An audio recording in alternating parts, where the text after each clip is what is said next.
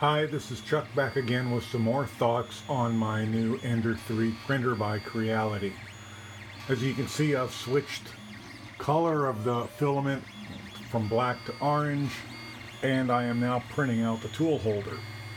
My previous print to this have been, first I have printed the little cover that goes on the back of this to cover the circuit board, and I printed some of the clips. I don't know how well you can see them here. I printed some of the clips that go under here and hold that little ribbon wire in place.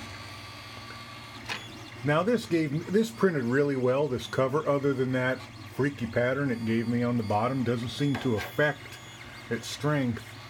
But these little clips, when I first loaded them into Cura, they were going to print, sorry about the paper towel, but I printed them in black, and so they don't look, they originally were going to print standing up like that, and somebody else tried to print them like that and showed some pictures, and they looked pretty horrible.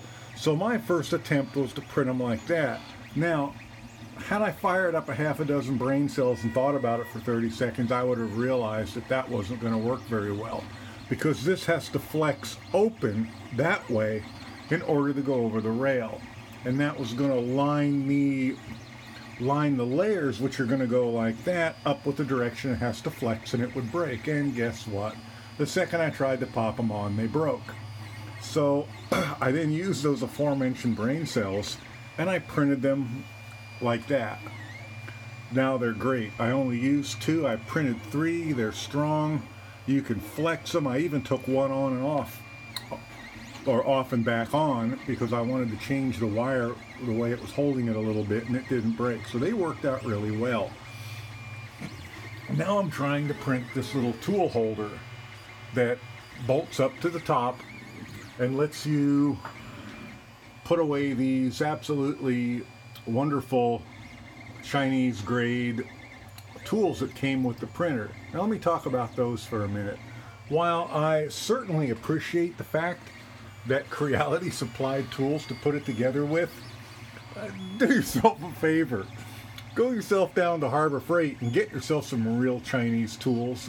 While these will work, I gotta tell you, they are, I mean, the manager down at my local Harbor Freight, if he took one look at these, he'd throw them in the garbage. The ball ends are not at all the correct size. They're just really terrible. So do yourself a favor. If you have better wrenches, use them. If not, just be careful with these. Another problem is these fasteners that they give you. Now, one of my pet peeves throughout my entire life of building things, and I'm 60 years old, and I've been building cars and motorcycles, and I've worked in shipyards, and I've worked on guns, and I've made knives, and I've done everything under the sun. One of my problems with Chinese fasteners has always been fasteners with the Chinese. The Chinese are quite capable of making a good fastener, and they're quite capable of cutting good threads. My problem is they often just don't, and I'm sure it has something to do with the price point. This is a $200 3D printer, and overall I'm just really amazed at the high quality of everything. But the fasteners and the threads, will they work? Yes. And I don't think they lack any strength, but one of the problem is, like on these Allens, the depth of the hole for the tool varies by a couple of millimeters from fastener to fastener. Some of them, the ball end goes all the way down and will grab, and some of them it won't go down in far enough to grab. So then you're forced to use this end, and of course that will work, but when you're first trying to assemble it and you know, spin them in really quickly, you'd like to be able to use the ball end. But just switching to a better grade of Chinese tool will help a lot. So run down to your Harbor Freight and buy a set of the ball end Allen wrenches, or the ball end Allen wrenches with handles on them, and you'll be ahead of the game. One of my next pet peeves with this printer, and I know it's going to be hard to see, I'm going to get a flashlight and see if that will help, is this slot for the SD card, or the XD card, or the micro SD card, or whatever the darn little thing is called. And yeah, I've got phones and cameras and all kinds of things that use those little cards. But normally you're not having to take them in and out very often. And one of the problems with this one is the slot in the metal case around the card slot is bigger significantly than the rim around the card slot itself. So if you're not paying attention, like me, and you insert it above the slot, like me, you can actually slide it inside the case. Now, thankfully, I've only had to take the cover off of this to retrieve the card once, but I've also had to tip it forward and shake it a couple of times too. So now I have to get a flashlight, and I have to be very careful so I don't accidentally do that. It's in a bad location to begin with, and the fact that the hole in the metal is a little too large doesn't make life any easier for people like me. I may fix that, and I may just try and learn to live with it a little better. But it's not one of my favorite things about this printer so far. But you know what? If that's the worst thing I have to complain about, I should probably just not complain. It's a $200 printer, and it's a kit. So my next thing is I'm watching this little orange tool holder print, is that I'm printing at 200 degrees Celsius. And you know, I'm just thinking too, I probably should name these videos A Noob's Journey into 3D Printing, because most of you guys have been doing this are going to say to some of the things that I'm remarking on, yeah, we've known about that for 5 years. Yeah, I know that, sorry. But I think I should be printing this PLA maybe 10 degrees hotter, because some of the times it seems like it's under extruding. I've slowed it down a little bit, and I've increased the layer height, and that has helped.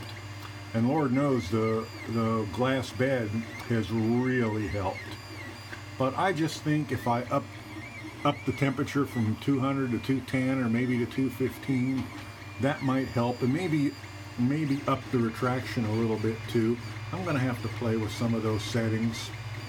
But for right now, I'm really happy with the way it's running, and my first prints have been, if not downright beautiful, they have certainly been usable, which is honestly not quite what I was expecting. Everything I read said you're going to be battling these things for a week before you get them even to start to print halfway decent, and that hasn't been my experience. Now, maybe that's because I spent a couple extra hours making sure things fit. And again, I can't stress this enough. If things don't fit, if bolt holes don't line up, if the lead screw doesn't line up, don't force it, because you're going to stress the whole thing and it's going to bind. Make sure things move smoothly. I think that's one of the reasons why I've gotten away with such a painless start with this. And also something else I should say is I bought, and you can see the others up there, I have bought 4 of the cheapest rolls of PLA that I could find. And I mean, I probably paid like 14-15 bucks a piece for these rolls of PLA. So I don't know how much of my initial problems I'm having is due to cheap PLA. It had a decent rating on it, so I'm assuming that other people have bought it and found it acceptable. But also, remember, I don't have anything to compare it to.